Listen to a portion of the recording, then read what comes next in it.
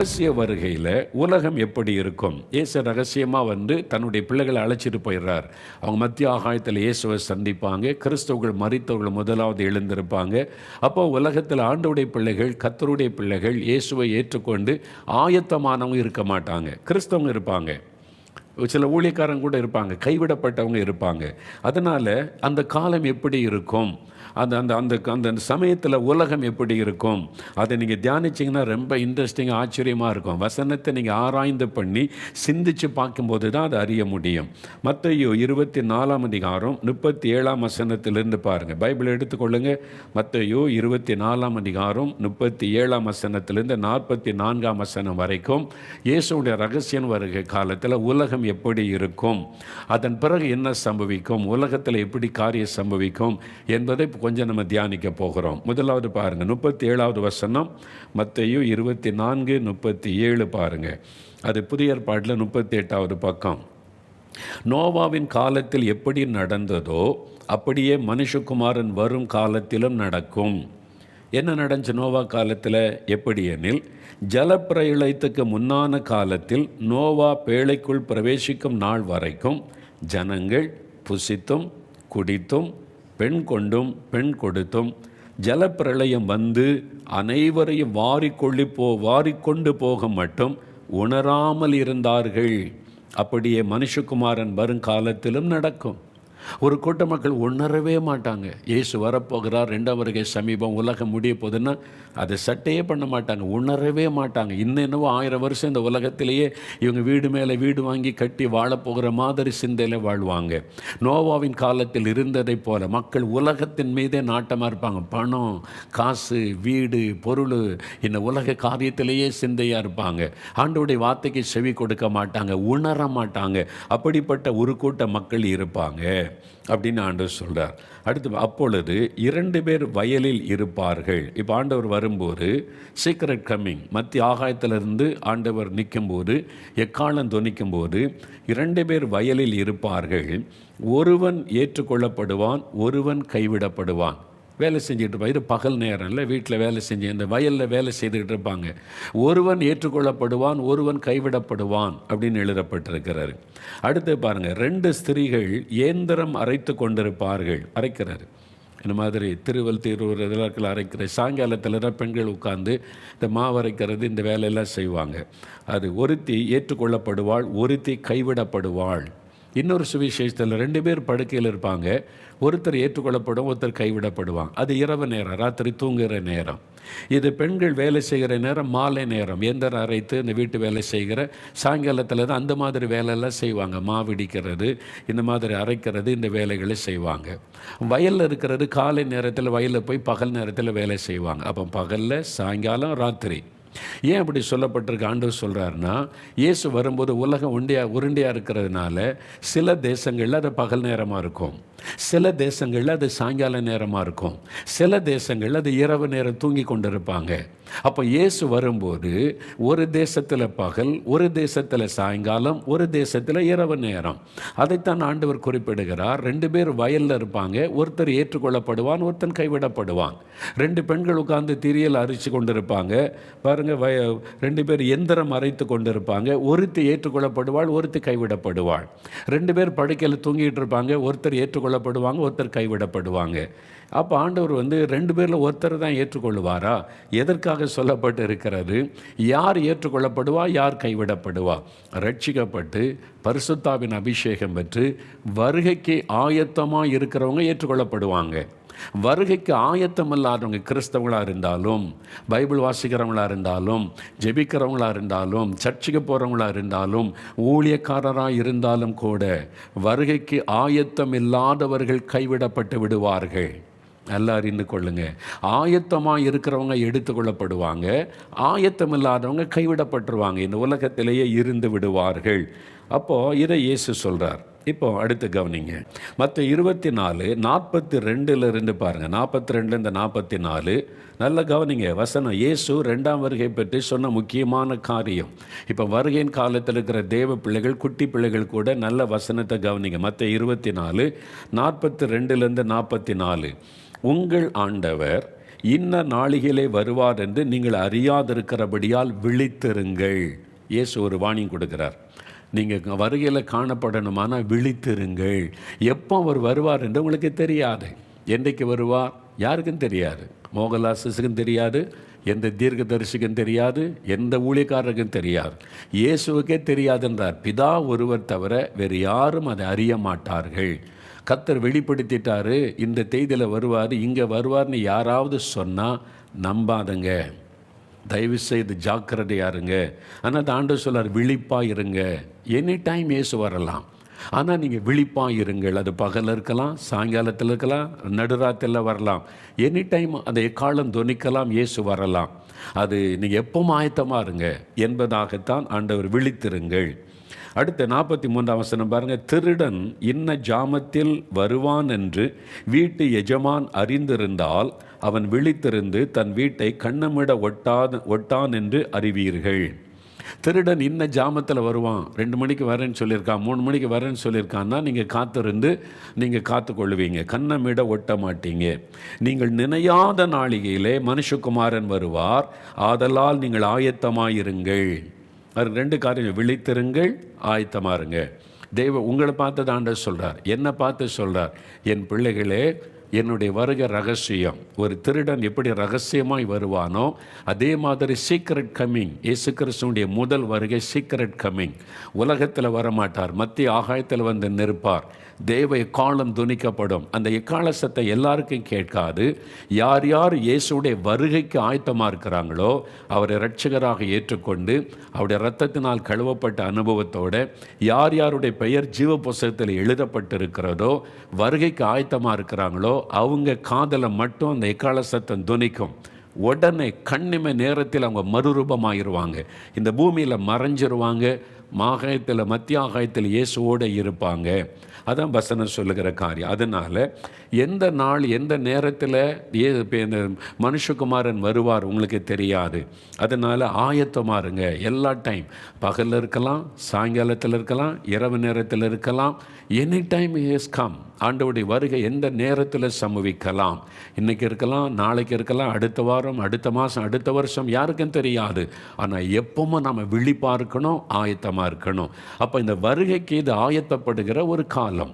ஆண்டவருடைய சீக்ரெட் கம்மிங்கில் நீங்கள் பங்கு பெறுவதற்கு நீங்கள் இப்போ ஆயத்தப்பட வேண்டிய காலம். சின்ன பிள்ளைகள் கூட, பெரியவங்க கூட, ஊழியர்கள் கூட ஆயத்தப்படணும். அதனால் நீங்கள் மறந்துடாதங்க, இது கடைசி காலம், கடைசி வினாடி. இயேசுவை எச்சரித்து சொன்னது என்ன சொல்லணும்? விழிப்பாயிருங்க, ஆயத்தமாக இருங்க. அப்போ நீங்கள் விழிப்பாக ஆயத்தமாகணும் இயேசுடைய ரகசிய வருகைக்கு என்பதாக இயேசுவை எச்சரித்து சொன்னார். சரி, இப்போ ஆயத்தமாக இருக்கிறவங்க எடுத்துக்கொள்ளப்படுவாங்க, இல்லை இந்த பூமியை விட்டு மறைஞ்சிருவாங்க. கண்ணிமை நேரத்தில் ஆவியானவர் அவளை மறுரூபமாக்கி எடுத்துக்கொள்வார். அவங்க மறைஞ்சிருவாங்க. அப்புறம் இந்த உலகத்தில் அவங்கள பார்க்க முடியாது, டக்குனு காணாமல் போயிடுவாங்க. ஆயத்தம் இல்லாதவங்க கைவிடப்படுவாங்க. கைவிடப்பட்டவுடைய நிலைமை என்ன? ரொம்ப இன்ட்ரெஸ்டிங். இப்போ நீங்கள் அதை யோசித்து பார்க்கணும். இப்போ நம்ம அதை குறித்து கொஞ்சம் நேரம் பார்க்க போகிற நல்ல கவனிங்க. அது எப்படி மறைஞ்சு போவாங்க அப்படிலாம் சில கிறிஸ்தவங்களுக்கே இதிலெல்லாம் நம்பிக்கை கிடையாது. ஏன்னா வசனத்தை ஒழுங்காக வாசிக்கிறது கிடையாது, தியானிக்கிறது கிடையாது, அதை பார்க்குறது கிடையாது. அதனால் அதை நம்ப மாட்டேன், இதை நம்ப மாட்டேன். நீங்கள் நம்பினாலும் நம்பாட்டால் இது நடக்க போகுது ஐயா. இது வசனம், இயேசு சொன்ன ஒன்றும் இதுவரைக்கும் அவர் சொன்னதெல்லாம் நிறைவேறி இருக்குது. நீங்கள் நம்பினாலும் நம்பாட்டாலும் இயேசு வரப்போகிறாரு, சீக்கிரம் கம்மிங் இருக்கிறது. அவங்க ஆண்டவருடைய பிள்ளைகள் மறைஞ்சு போகிறாங்க, எடுத்துக்கொள்ளப்பட போகிறாங்க. நீங்கள் கைவிடப்பட்டு போனீங்கன்னா அது ரொம்ப பரிதாபம். அதனால் கைவிடப்பட்டவங்களுக்கு என்ன நடக்கும்னு தெரிஞ்சுட்டாதான் உங்களுக்கு நல்லது. சரி, இப்போது மறைஞ்சு போயிட்டாங்க அப்படின்னா எப்படி அப்படின்னு சொன்னீங்கன்னா ஒரு வசனம் பாருங்கள். அப்போஸ்தலர் நடபடிகள் 8ஆம் அதிகாரம் எடுங்க. அப்போஸ்தலர் நடபடிகள் 8ஆம் அதிகாரம், ஆக்ட்ஸ் ஆஃப் அப்போஸ்டல்ஸ் சாப்டர் 8 எடுத்து பாருங்கள். அங்கே பிலிப்பு என்கிற சுவிசேஷகன், அங்கே எத்தியோப்பியா தேசத்திலிருந்து வந்த ஒரு மினிஸ்டர், அந்த நாட்டில் உள்ள ஒரு மினிஸ்டருக்கு இயேசுவை பற்றி சொல்லி அவர் ரட்சிக்கப்பட்டு ஞானஸ்தானம் எடுக்கிறார்.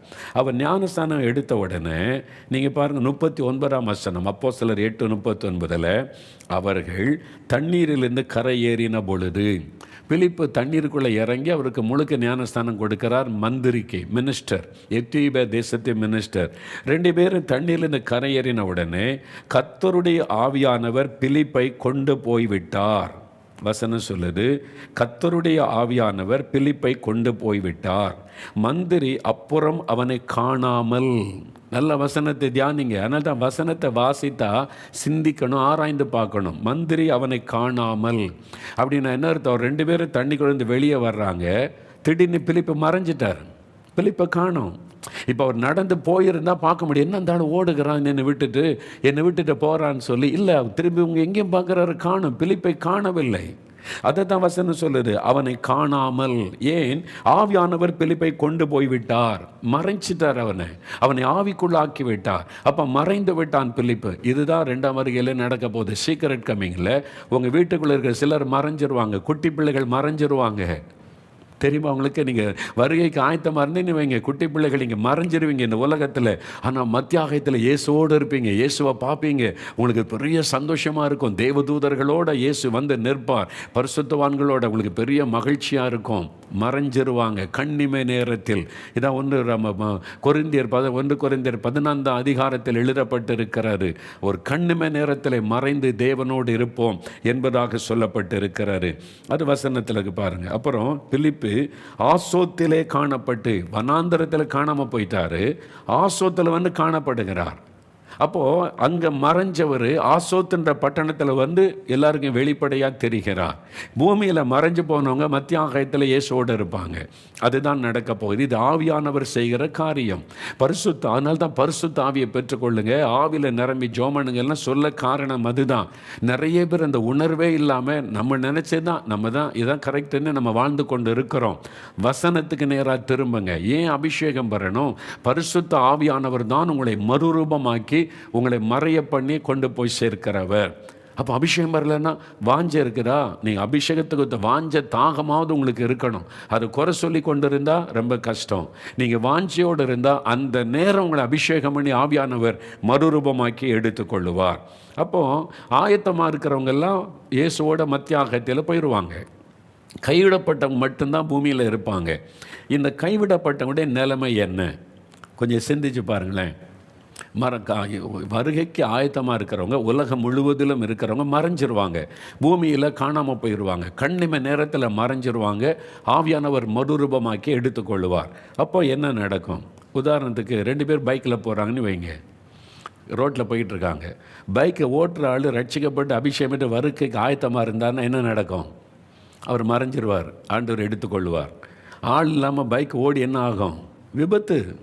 பின்னால் இருக்கிற ஆளை நினச்சி பாருங்கள், என்ன ஆகுன்னு யோசித்து பாருங்கள். கார் ஓட்டிகிட்டே போகிற டிரைவர் அபிஷேகம் பெற்று வருகைக்கு ஆயத்தமாக இருந்தார்னு வைங்க, மறைஞ்சிருவார். பின்னால் இருக்கிறவனுடைய நிலைமை என்ன?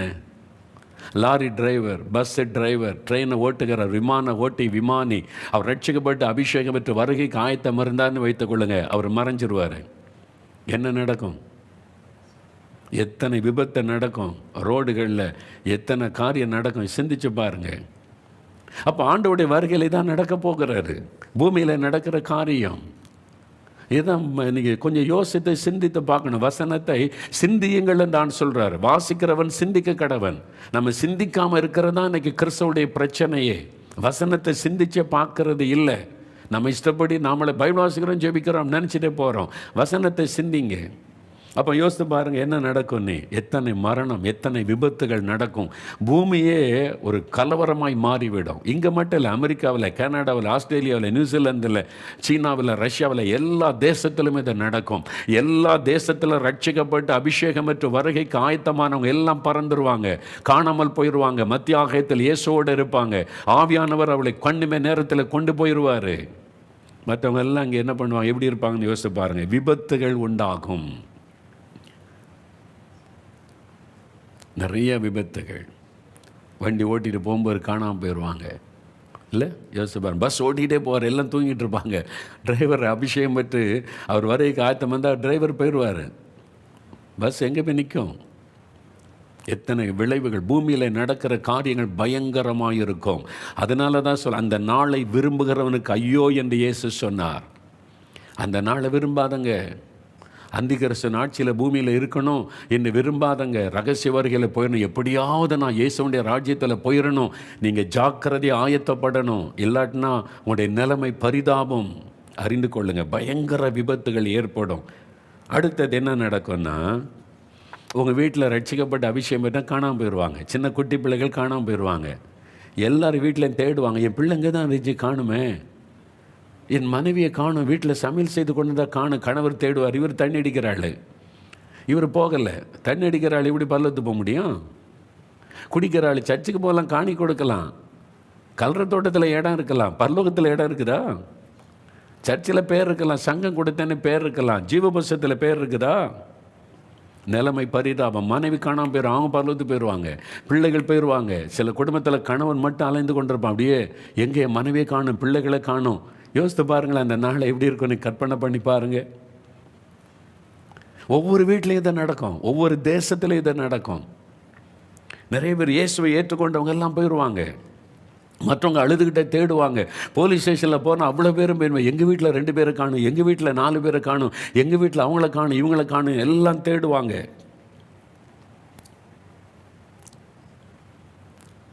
இன்றைக்கி கிறிஸ்தவங்களுக்கு உபத்திரம் கொடுக்குற நாடுகள் இருக்கிறாரு. வடகொரியா, சீனா, இந்தோனேஷியா. நிறைய பேர் ஜெயிலில் ஊழியர்களை, விசுவாசிகளை அடைச்சி வச்சு கொடுமைப்படுத்துகிறாங்க. அவங்கெல்லாம் காணாமல் போயிடுவாங்க. கர்த்தருக்காக பாடு அனுபவித்த எல்லா பரிசுத்தவான்களும் ஜெயிலில் இருக்க காணாமல். நீங்கள் கற்பனை பண்ணி பாருங்கள் என்ன நடக்கும். ஆயிரக்கணக்கான பேரை காணும். இந்த அதிகாரிகளாம் மூளை குழம்பிடும். என்னாச்சு, ஜெயிலுக்குள்ளே தான் வச்சுருந்தா காணும், இவங்களெல்லாம் காணும், இவங்க காணாமல் போயிட்டாங்க, எப்படி போனாங்க, எல்லாம் பூட்டி தானே இருக்குது. அப்போஸ்தலர் 12ஆம் அதிகாரத்தில் அதே ஒரு சம்பவம் இருக்குதா? நீங்கள் பாருங்கள், எல்லாமே பைபிள் எல்லாமே நிலநாட்டமாக நிறைய காரியம் நீங்கள் கவனமாக வாசித்து ஆராய்ந்து பார்த்தா உங்களுக்கு தெரியும். பேதுருவை சிறைச்சாலைகளை வச்சுருந்தாங்களா, தேவதூதன் வந்து கதவுகள் தானாக திறக்குது, சங்கிலி கலண்டு விழுந்தது, கூட்டிகிட்டு போயிடான், வா வெளியேன்னு சொல்லி. ஏரோதராஜ் ஆட்சி காலத்தில், எழுப்புதல் காலத்தில் இதெல்லாம் நடக்கும். தேவ ஊழியக்காரனை இஷ்டப்படி யாரும் ஆட்டி வச்சிட முடியாது. தேவன் கவனித்து கொண்டிருக்கிறார். பாருங்கள், அந்த சமயத்தில் அடுத்த நாள் என்ன நடந்தது பாருங்கள். இயேசுவை காணும், சிறைச்சாலையில் போய் பார்த்தா பேதுருவை காணும். பேதுருவை காணுன்னொன்னே என்ன நடந்தது பாருங்கள். அப்போஸ்தலர் நடபடிகள் 12:18 பாருங்கள். பொழுது விடிந்த பின்பு பேதுருவை குறித்து சேவகர்களுக்குள்ளே உண்டான கலக்கம் கொஞ்சம் அல்ல. பேதுருவை குறித்து ஒரு பெரிய கலக்கம் உண்டாகிவிட்டது. இங்கே தானே வச்சுருந்தோம், கதவு பூட்டி இருக்குது, இவன் காவல்காரங்க விழிச்சு தானே இருக்கிறாங்க, எங்கே போனால் உள்ளே இருந்த ஆளை காணுமே. பெரிய கலக்கம் உண்டானது. ஒரு ஆள் காணாமல் போனக்கு இவ்வளோ கலக்கம்னா, ஜெயிலில் இருக்கிற எல்லா விசுவாசிகளும் காணாமல் போயிட்டா அந்த நாட்டுக்கே குழப்பமாயிரும். பார்லிமெண்ட்டில் அதான் பேசுவாங்க, ஜெயிலில் என்ன நடக்குது, இவங்களை கிறிஸ்தவங்களெல்லாம் நீங்கள் உள்ளே வச்சுருந்தீங்களே, எங்கே போனாங்க, காணும், எப்படி காணாமல் போவாங்க, நீங்கள் கொன்னுட்டீங்களா, கேள்வியெல்லாம் கேட்பாங்க. என்னெல்லாம் நடக்கும் நீ கற்பனை பண்ணி பாருங்கள், ஆராய்ச்சி பண்ணி பாருங்கள். தேடுவாங்க, எல்லாரும் பிள்ளைகளை தேடுவாங்க, மனைவியை தேடுவாங்க. சில மனைவி ரட்சிக்கப்படாமல் இருந்தால் கணவன் ரட்சிக்கப்பட்டிருந்தால் போயிடுவார். இவங்க கணவரை தேடுவாங்க. ஆஃபீஸுக்கு போன கணவர் வரல, ஃபோன் அடிப்பாங்க, என் கணவர் இந்த வீட்டுக்கு வரல. இல்லை, அப்போயே போயிட்டார், அவர் வரலையே, அவர் என்ன பைக்கில் வந்தார், பைக் அங்கே ஆக்சிடெண்ட் ஆகி கிடக்குது, ஆளை காணும். தெருவெல்லாம் ஜனங்க அலைவாங்க, இவரை காணும், அவரை காணும், கணவரை காணும், மனைவி காணும், பிள்ளைகளை காணும். யோசித்து பாருங்கள், போலீஸ் ஸ்டேஷனில் வந்து குமிஞ்சிருவாங்க. அவங்க உட்காந்து யாரையா காணும், என்ன பாருங்க இவ்வளோ கேஸ் வருது, காணும்னு என்ன நடக்குது, இவங்களாம் என்ன நடக்குது, ஏலியன்ஸ் வந்துட்டாங்களா, அவளை இப்போ அது ஒரு கற்பனை வருதில்லை, ஏலியன்ஸு வேற்று கிரகத்திலேருந்து வர்றாங்களாம். அப்படி ஒரு ஆட்களே கிடையாதுங்க. பைபிள் தெளிவாக சொல்லுது, மனுஷன் வாழுவதற்கு தேவன் உண்டாக்கினது பூமி மட்டும்தான். மனிதன் எத்தனை கோடி செலவு பண்ணி சூரியனில் நம்ம வந்து சந்திரனில் போய் குடியேறிடலாமா, நம்ம வந்து செவ்வாய்க்கிரகத்தில் குடியேறவே முடியாது, தள்ளி போட்டுருவார் அங்கேருந்து. வசனம் சொல்லுற ஒரு இடத்துல குடியேற முடியாது, பூமி மட்டும்தான் மனுஷர்கள் வாழ தேவன் நியமித்த இடம். அறுவர் சொல்லிடுவாங்க கற்பனையாக, ஏலியன்ஸ் வந்து இவங்களெல்லாம் கடத்தி கொண்டு போயிட்டாங்க, அதனால் இப்போ ஆட்களை மிஸ்ஸிங், பல விதமான குழப்பங்கள் இருக்கும். ஒருத்தர் தேடுவாங்க. நீங்கள் போயிடுவீங்களா, உலகத்தில் உட்காந்து தேடிக்கிட்டு இருக்க போகிறீங்களா? நல்லா யோசிங்க ஐயா, சிந்திங்க, சகோதரனை சிந்திங்க. நீ குடிச்சிட்டு சிகரெட்டை ஊற்றிக்கிட்டு கிண்டலாக பேசிக்கிட்டு உட்காந்துருக்கிறீங்கள, ஒரு நாள் வரும், சீக்கிரம் வரப்போகுது. அன்றைக்கு கைவிடப்பட்டு போனீங்கன்னா அவங்களுடைய நிலைமை பரிதாபம் என்பதை அறிந்து கொள்ளுங்க. ரட்சிக்கப்பட்ட மனைவியை பரிகாசம் பண்ணுறீங்க, ரட்சிக்கப்பட்ட பிள்ளையை பரிகாசம் பண்ணுறீங்க, ஊழியக்காரனை கேலி பண்ணுறீங்களா, அவங்கெல்லாம் போயிடுவாங்க. நீங்கள் உலகத்தில் தடிமாறி அலைவீங்க. இதை நடக்க போகிறாரு. அடுத்தது என்ன நடக்கும்னு யோசித்து பாருங்களேன். செய்தித்தாளில் என்ன செய்தி வரும், இப்போ என்ன செய்தி வருது, இப்போ தேர்தல் செய்தி வருது, கொரோனா, இந்த தேசத்தில் இத்தனை பேர் செத்தாங்க, மறிச்சாங்க வருதில்ல. அடுத்தாவில் செய்தி வரும், இந்தியாவில் இத்தனை பேரை காணவில்லை, தமிழ்நாட்டில் இத்தனை பேரை காணவில்லை, போலீஸ் ஸ்டேஷனில் இத்தனை கேஸு பதிவாகி இருக்கிறது, குழந்தையை காணலை, மனைவியை காணலன்னு புருஷன் தேடுகிறான், புருஷனை காணனி மனைவி தேடுகிறாள், என் மருமகளை காணனி மாமியார் தேடுறாங்க. சில பாஸ்ட் வந்து நிற்பாங்க, எங்கள் விசுவாசியை காணும். நீங்கள் ஆயத்தம் இல்லைன்னா உங்கள் நிலைமை அப்படி தான். நீங்கள் ஊழியக்காரன் இருக்கிறனால அது மட்டும் வச்சுக்கிட்டு போயிட முடியாது, ஆயத்தம். அப்போ வந்து நிற்பாங்க. செய்தித்தாள் என்ன செய்தி வரும், என்ன செய்தி வரும் யோசிச்சு பாருங்கள். நிறைய பேரை காணும், அமெரிக்காவில் காணும், ரஷ்யாவில் காணும், கணக்கெடுத்து நியூஸ் பறந்துக்கிட்டு இருக்கும். நியூஸ் சேனலில் இதுதான் ஸ்பெஷல், எல்லாம் கூட்டமாக உட்காந்து பேசுவாங்க. இப்போ உட்காந்து பேசுகிறாங்கல்ல, கதை அடிக்கிறாங்க பாருங்கள். அதே மாதிரி உட்காந்து எப்படி இவ்வளோ பேர் காணாமல் போனாங்க, அரசாங்கம் என்ன பண்ணுகிறது, காவல்துறை என்ன பண்ணுகிறது, ஒருத்த உட்காந்து பேசுவான், கேள்வி கேட்பான். இப்போ வந்து முதலமைச்சரை கேள்விகள், இந்த பிரதமர் என்ன பண்ணுறார், நம்ம நாட்டில் இவ்வளோ பேர் காணாமல் போயிருக்காங்க, யார் கடத்திட்டு போனது, இதுக்கு என்ன விசாரணை கமிஷன் வைக்கிறாங்களா, டிவியில் உட்காந்து பேசிக்கிட்டு இருப்பாங்க. என்ன கைவிடப்பட்டவர்கள். செய்தித்தாளில் என்ன செய்தி வரும், காணாமல் போன எல்லாருமே கிறிஸ்தவங்க. அதான் செய்தி ஹைலைட். யார் யார் காணாமல் போனால், காணாமல் போன எல்லாருமே கிறிஸ்தவங்கங்க, அவங்க தான் காணாமல் போயிருக்கிறாங்க.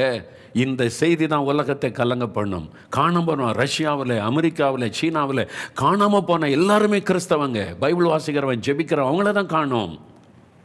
ஆனால் பல கிறிஸ்தவங்களும் இருக்கிறாங்க பூமியில். ரட்சிக்கப்படாத ஆள் இருக்கான்ல, தேர்தல் சண்டை போடுற ஆள், ஆசீர்வாத தட்டெடுக்கிற ஆள் இருக்கால, பெருமைக்கு உட்கார்ந்துருப்பேன். இன்றைக்கி பெருமை பேசுகிறல்ல சபை ஆளுங்கன்னே கைவிடப்பட்டவன், அந்த லிஸ்ட்டில் உட்கார்ந்துருப்பேன். இன்றைக்கி உனக்கு பரியாசமாக தெரியலாம், ஆண்டோடைய வசனத்தை பேசினா கிண்டலாக தெரியலாம். ஒரு நாள் வரப்போகுது தம்பி, சீக்கிரம் வரப்போகிறார். அவருடைய ரகசிய வருகைக்கு அப்புறம் செய்தி வர, காணாமற் போன எல்லாருமே கிறிஸ்தவங்க. அதே சமயத்தில் நிறைய கிறிஸ்தவங்க இங்கே தான் இருக்கிறாங்க, இங்கே தான் இருக்கிறாங்க. கணக்கெடுத்து பார்த்தா இந்த கிறிஸ்தவன் இவனும் கிறிஸ்டின் தானே, இவனும் கிறிஸ்டின் தானே, ஆமாம் இவர் கமிட்டி மெம்பரு, இவர் இந்த சபையில் உள்ளவர், இந்த ஆள் அரசியல் பண்ண ஆள், இந்த ஆள் சண்டை போட்ட ஆள், இந்த ஆள் குடிக்கிற ஆள், இந்த ஆள் சபை பணத்தை திருடின ஆள், இந்த ஆள் சபைக்குள்ள அரசியல் பண்ண ஆள், இந்த ஆள் ஓட்டு காசு வாங்கினார்ல அந்த பாஸ்டர் தான் அங்கே இருக்காரு.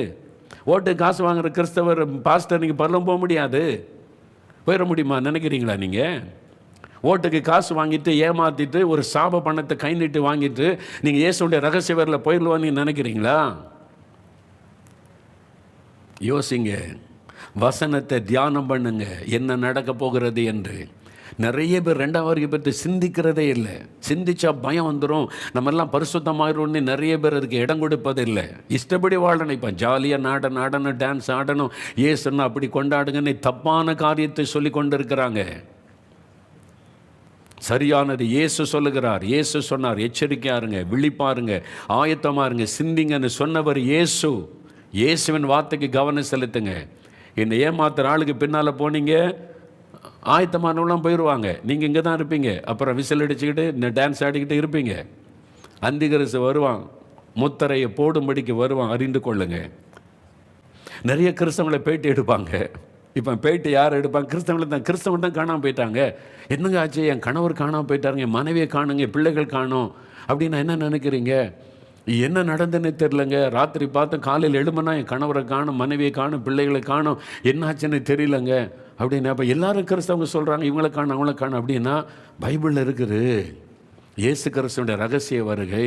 ஒரு ஊழியக்காரன் கத்திக்கிட்டே இருந்தான், ஜெபிக்கலாமாங்க நிகழ்ச்சியில், இயேசு வரப்போகிறாரு ஆயத்தப்படுங்க, ரகசிய வருகை இருக்கிறதுலாம். நான் ஒரு ஊழியக்காரன் கத்தனா, எங்களுக்கு பரிகாசமாக தெரிஞ்சது, நாங்கள் எதை கேலி பண்ணிட்டு நிர்விசாரமாக இருந்துட்டோம், அவங்களெல்லாம் காணோம், இப்போ தான் தெரியுது, ஐயோ நாங்கள் கைவிடப்பட்டு விட்டோம்.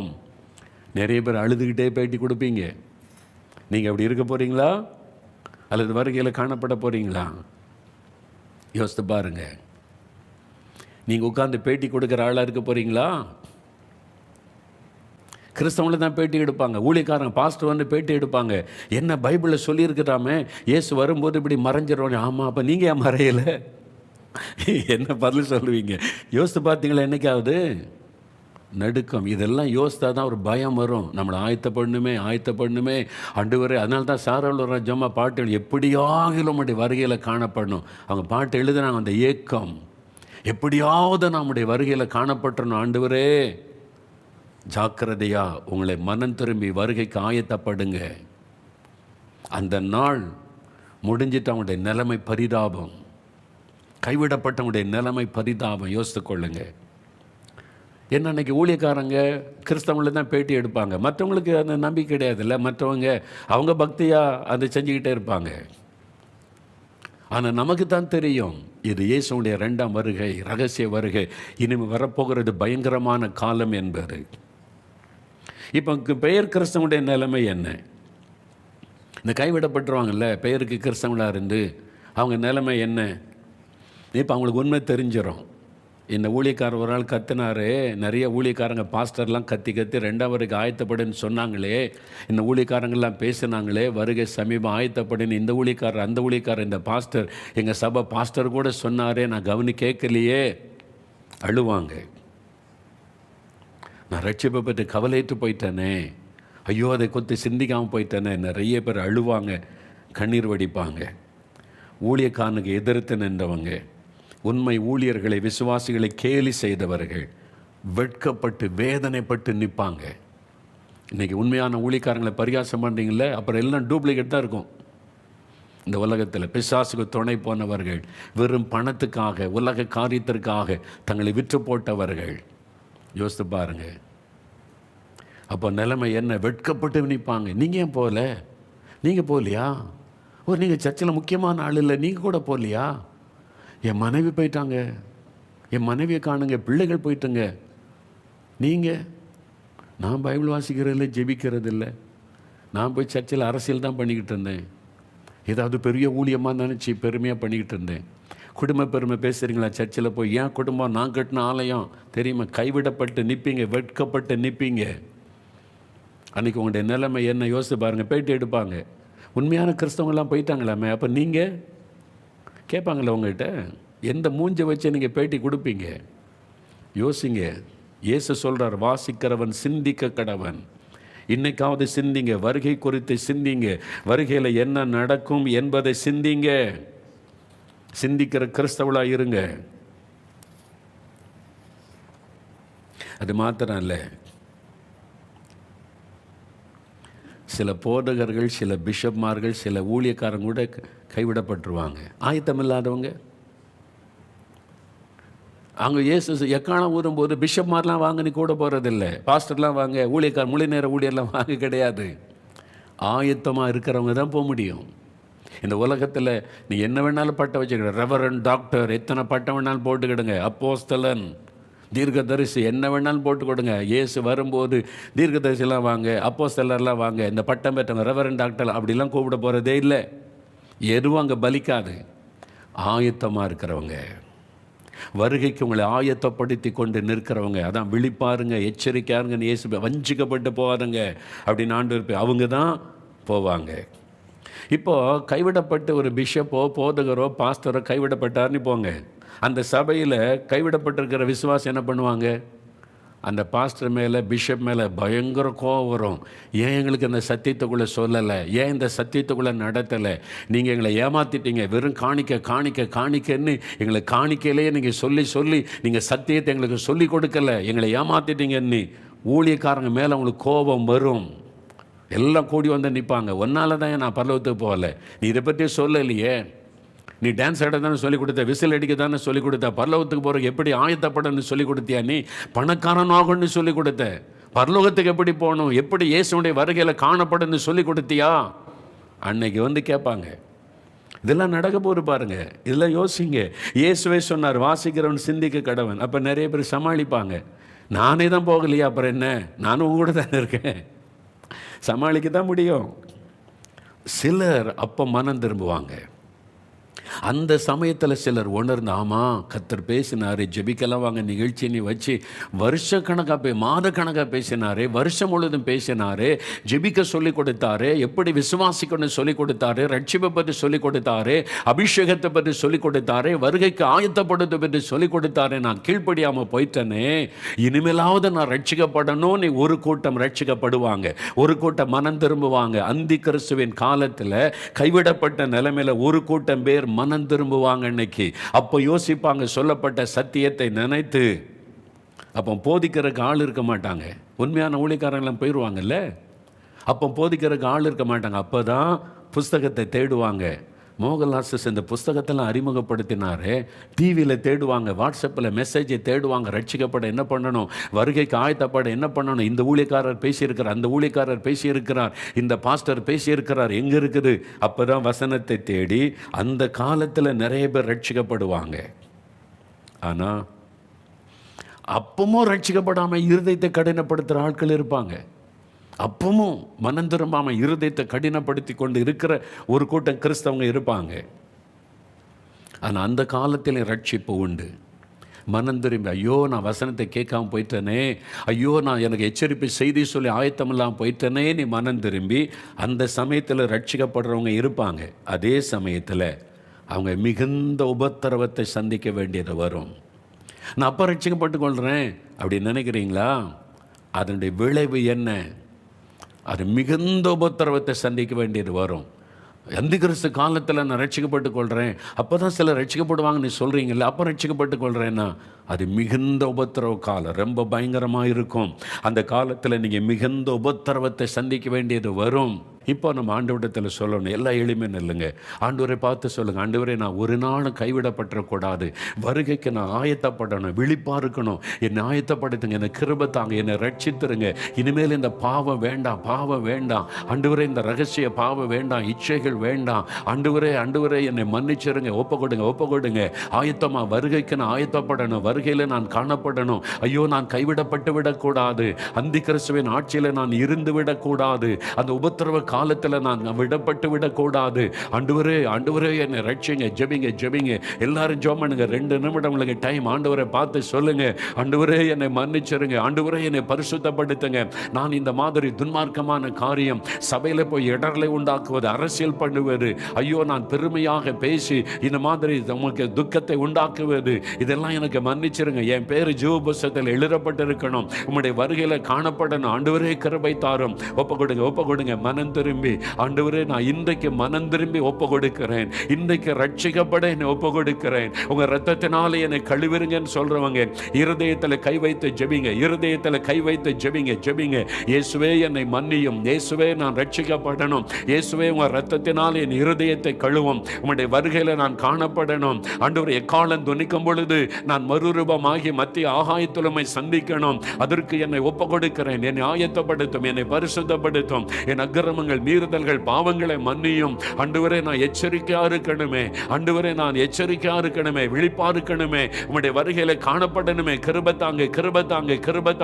என்னை ஒப்பு கொடுக்கிறேன். ஆண்டவரே தகப்பனே, யார் இருதயத்தில் கை வைத்து ஆண்டவரே உம்முடைய வருகையில நான் காணப்படணுமே, வருகையில நான் எடுத்துக்கொள்ளப்படணுமே, நான் கைவிடப்பட்டு விடக் கூடாது. ஆண்டவரே உம்முடைய ரத்தத்தினாலே என்னை கழுவும், உம்முடைய ஆவியினாலே என்னை நிரப்பும், என்னை பரிசுத்தப்படுத்தும், வருகைக்கு என்னை ஆயத்தப்படுத்தும் என்று யார் ஜெபிக்கிறாங்களோ அந்த ஆத்துமாக்களை தொடும், அந்த சகோதரனை தொடும், அந்த சகோதரியை தொடும், அந்த தாயாரை தகப்பன்மாரை தொடும், அந்த வாலிப தம்பியை தொடும், இந்த வாலிப மகளை தொடும். ஒருவராவது கைவிடப்பட்டு விடக் கூடாது. ஆண்டவரே ரட்சிக்கப்படணும். இந்த செய்தியை கேட்கிறவங்க யாரோ இருந்தாலும், எந்த மதத்தை சார்ந்தவளா இருந்தாலும், அவங்க எல்லாம் ரட்சிக்கப்பட்ட வருகையில காணப்படணுமே, ஒருவராவது கைவிடப்பட்டு விடக் கூடாது. அதற்காக நான் மன்றாடுகிறேன், ஜெபிக்கிறேன். ஆவியானவர் தொடர்ந்து கிரியை செய்யும், வருகைக்கு ஆயத்தப்படுத்தும். இயேசு கிறிஸ்துவின் நாமத்தில் ஜெபிக்கிறோம் பிதாவே. ஆமேன். என் ஆத்துமாவே கர்த்தரை சோஸ்திரி, என் முழு உளமையுடைய பரிசுத்தமுள்ள நாமத்தை சோஸ்திரி. என் ஆத்துமாவே கர்த்தரை சோஸ்திரி, அவர் செய்த சகல உபகாரங்களை மறவாதே. ஆமேன்.